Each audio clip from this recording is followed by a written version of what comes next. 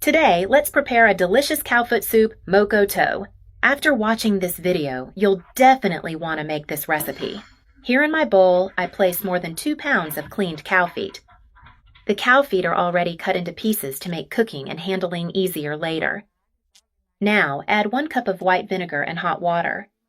This helps remove any residue and strong odors. Even though they are already cleaned, I like doing this step to ensure a flawless result.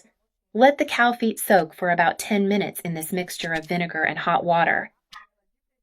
Add all the cleaned cow feet, now ready for cooking. Now season them with 1 teaspoon of salt. It's important to adjust the salt later according to taste. Add a few bay leaves, which will give the broth a special aroma and flavor.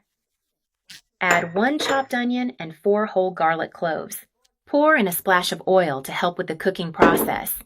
Now, add enough water to cover all the cow feet. The exact amount will depend on the size of your pot. Cover the pot, and once it begins to pressurize, cook for 40 minutes for the first cooking phase.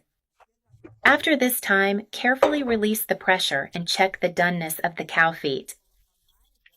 They're not fully cooked yet, so add more water.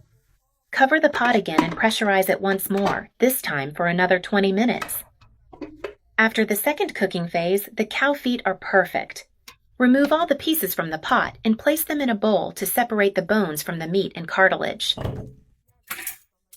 Carefully remove all the meat and cartilage from the bones. They are so tender they come off easily. This process ensures we make the most of the cow feet, discarding only the bones. Reserve the meat and cartilage separately to use in different steps of the recipe. Take a portion of the cartilage and place it in a blender along with a bit of the broth. Blend it very well until you get a smooth and creamy mixture. This will add creaminess to the broth. Set this mixture aside while we prepare the final sofrito. In a skillet, heat a bit of oil and sauté 3 minced garlic cloves and chili peppers to taste. Add 1 large chopped onion and continue sautéing until everything is golden and aromatic.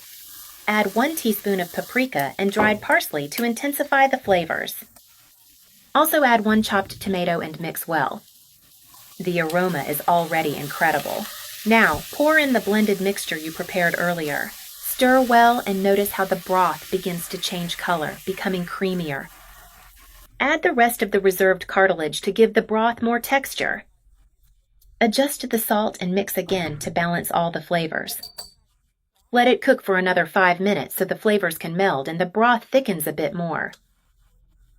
After this time, turn off the heat and finish with chopped cilantro or parsley to taste. Stir one last time and it's ready. This cowfoot soup is irresistible, perfect for serving.